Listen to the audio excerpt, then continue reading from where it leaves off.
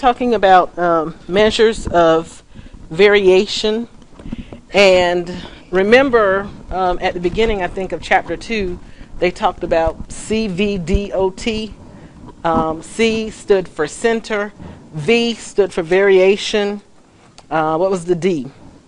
Distribution. O was outliers. And T was time. Okay, so those are things, if we have a set of data we want to consider, and in regards to time, not everything is relevant to time, but sometimes it is. Okay, so when we talk about variation, what we're really talking about is how consistent our data set is. Okay, how likely the values are to repeat, how much they spread out. We call that variation, dispersion, spread. Okay, all of those things mean basically the same thing.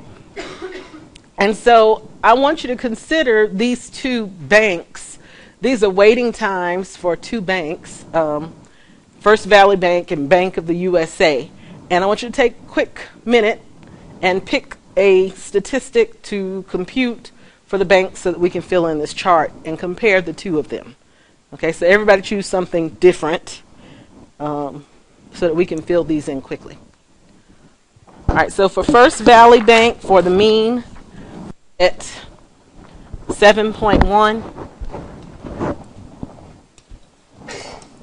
7.15. For the median, 7.2. For the mode, we got 7.7. The mid-range was 7.1. Okay, and if we did it again for Bank of the USA, it turns out that it's also 7.15, 7.2, 7.7, and 7.1. Okay, so looking at those numbers, you might assume that these two data sets are very much alike, right? But are they? Okay, no. What do we see that's different about them? Like the overall range. Okay, range. Spread. Okay, that's the more general term that we'll use to describe really the difference between these two data sets is the spread. So even though, you know, they have the same central values based on all these measures of center that we just looked at, there's certainly something different going on, and because we can see that there's a difference in the spread. So the question is, how do we measure spread in our data? I skipped talking about dot plots earlier when we were looking at different types of graphs. And I skipped it because making a dot plot has not been something that was easy to do. But lo and behold, I discovered a video on YouTube that lets you do a dot plot in Excel. So I thought, okay, we can talk about this now. But a dot plot, I don't know, you can describe it however you'd like. A dot plot uses a dot to represent each value. And if we have repeated values, then we stack them up. Okay? So usually they're pretty simple to make if you're doing it by hand, and it wasn't so hard by Excel. But what I can see is something about the distribution of my data. Do you see that? Okay? And so it reinforces the idea that there's a huge difference in consistency or spread for these two banks. Okay, and note that in order for it to be a good comparison, even though I didn't have values out here at 4 for First Valley Bank, I wanted to use the same scale for both of them so that we could do comparisons. Okay, otherwise if we went from just 6 to 8, it might look like that and we wouldn't be able to make a comparison. Okay, so dot plot I think is a good tool for us to be able to look at the data and learn something about the spread. So again, it reinforces the idea that at Bank of the USA we had more spread. Now think for a second about where you may have stood in line in various places and consider maybe what might be going on differently at these two banks about the way that the line is formed. What would you say? Okay, all right, versus what? Okay, that's pretty much it. I would guess that at First Valley Bank, they probably have a single queue, a single line, okay? Versus at this other bank, possibly you get in line at, you know, an individual teller. And if you happen to get in line at a very slow teller or a very fast teller or whatever, you got more spread. But they found possibly that by using a single queue like we have over here at this bank, then we can have more consistency in our waiting times. Even if you got a slow person over here at the end waiting on folks, everybody else doesn't have to be affected by that. Not as many people, because we got, the queue and it's going all the way through. Okay, but that was just something to think about. So we want to be able to measure spread, and the first way that we can do that is by using the range. Okay, the range is really simple to calculate. It is simply the maximum value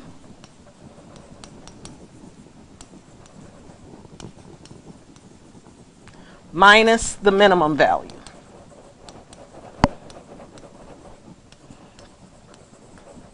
Okay, the maximum value minus the minimum value. That's how we find the range. Okay, and so really simple, but we can easily see something about the spread of our data. On the next page, did I talk about advantages and disadvantages of the range? Properties of the range. Okay. First of all, it is easy to compute.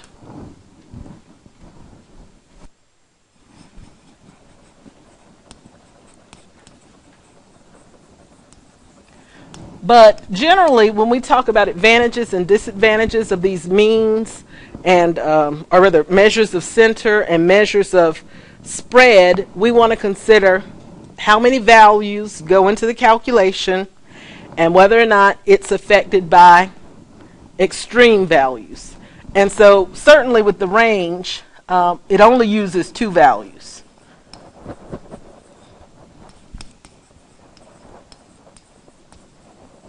Okay, it only uses two values. So that's a disadvantage. And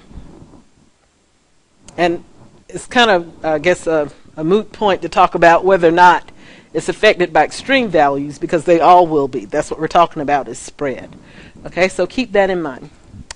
All right, so let's then at our two banks again and see if we can compare their ranges. For First Valley Bank, the range would be what?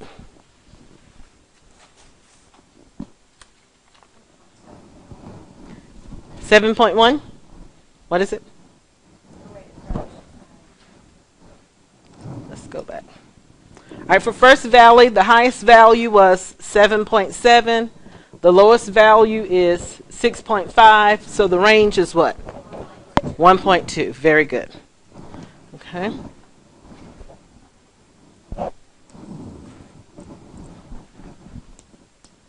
And then for Bank of the USA, the range is what?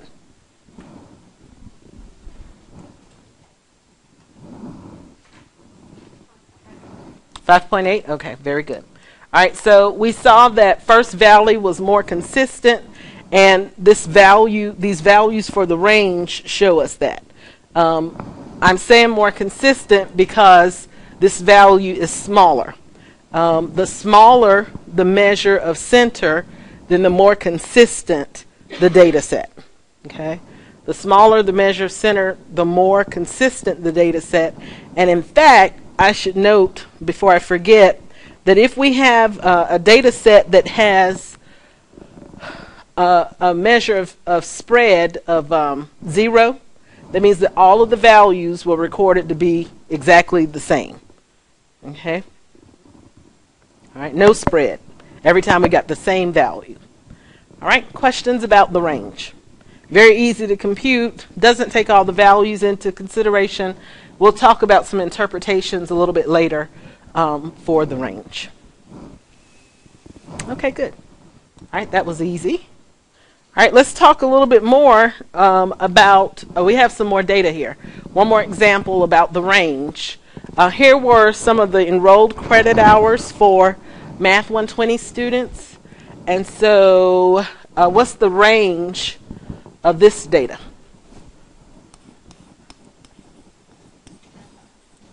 Okay, if we kind of look through here, it looks like, okay, the minimum value looks like it's 6, and the maximum value is about a 16, Okay, so the range would be 10. Okay, that gives us an idea about the spread of our data. Okay, questions about that? All right.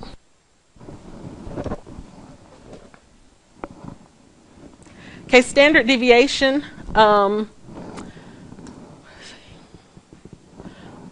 going to give a better way to measure spread would first of all be to consider every value, okay?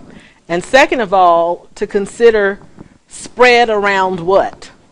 What are we spreading around, okay? And so when we talk about the standard deviation, it's a measure of spread of our data about the center. The center is a good place to measure spread from, right? Does that make sense? So I'm going to kind of develop this formula, try to anyway. If we wanted to measure spread about the center, we might be looking at what's called the deviation or difference from the center of our data, okay? So we could take each data value and subtract the central value, the mean, from it and come up with what's called the deviation. Okay, what happens when you do that, though, is, anybody got an idea? If I added up all the deviations, what would happen? And I talked about this when we talked about why the mean was a measure of center.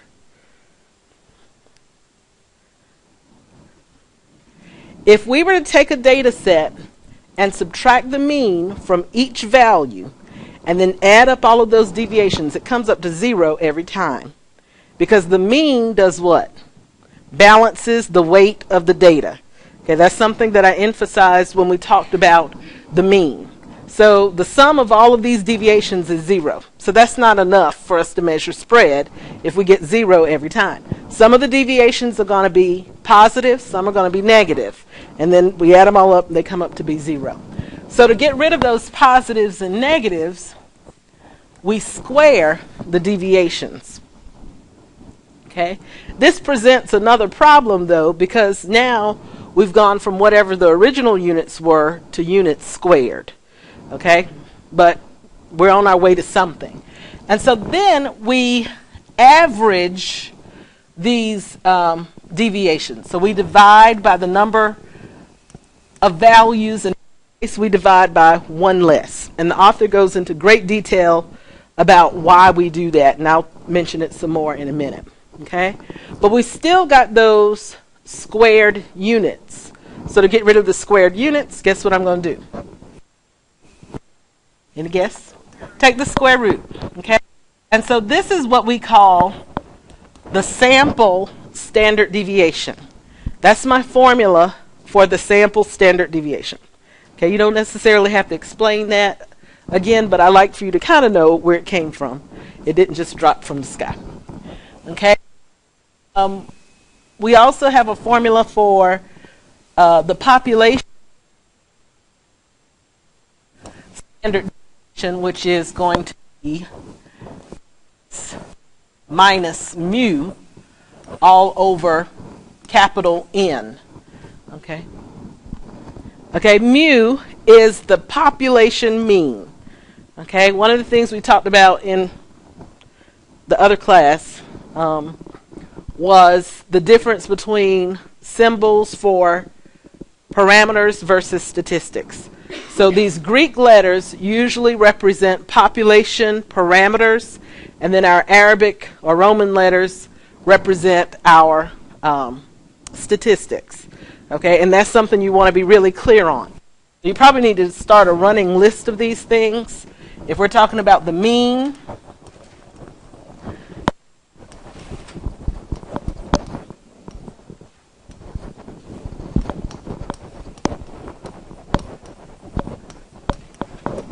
okay, for the mean sample, we call that what?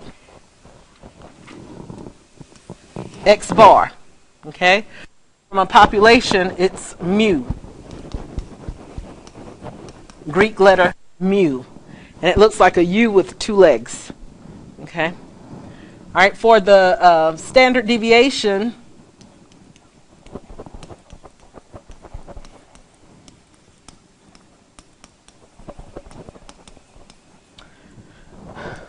lowercase s, or we have sigma.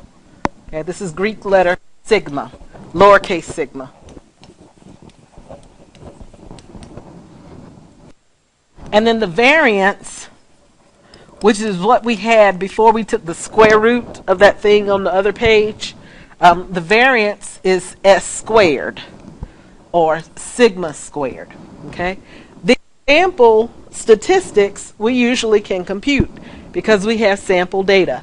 But remember, one of the huge ideas about statistics is that generally these population parameters are unknown. Okay, they're generally unknown, and so the goal of statistics is to use what we're learning about the sample to infer these values or information about these values. Okay, usually we don't know these things. They are unknown.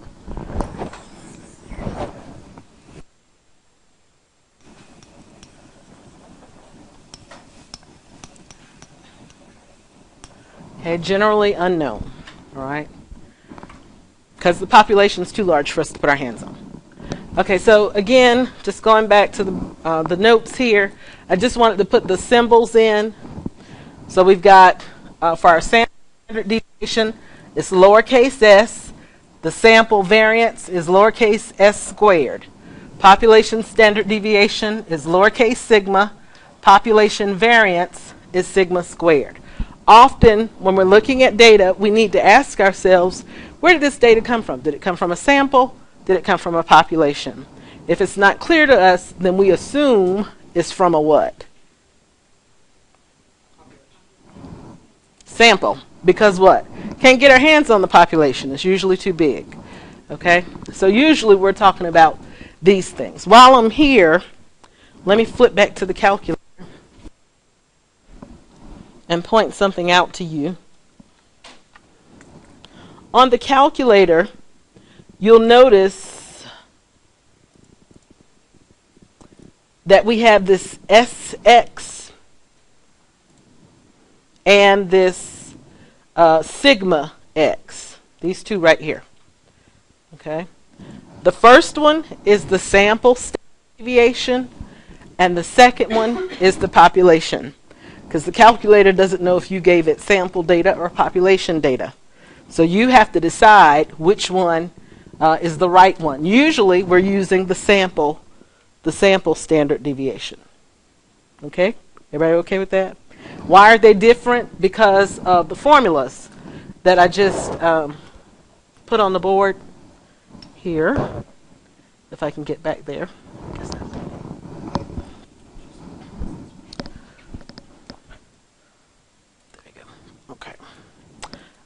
The formulas were slightly different. Okay, one we divided by n, the other we divided by n minus 1. So those values will be slightly different depending on whether or not it's supposed to be for a population or a sample. Okay, properties of the standard deviation. Okay, well, let's find out. Okay, right here on page 98, it says the value of the standard deviation S is usually positive. Okay. I would say it's never negative. The other thing that it could be is it is 0 only when all of the data values are the same. I think I mentioned that already. Okay, if we have a standard deviation of 0, that means all of the data values were the same. Okay, the value of the standard deviation S can increase dramatically with the inclusion of one or more outliers. I think I inferred that earlier as well. What we're measuring is spread. So if we have an outlier, that increases the spread of our data, and that would be reflected in the value of the standard deviation. It would be larger. Okay, the units of the standard deviation S are the same as the units of the original data. I think I mentioned that. We go back and take the square root so that it will be in the same units as our original data.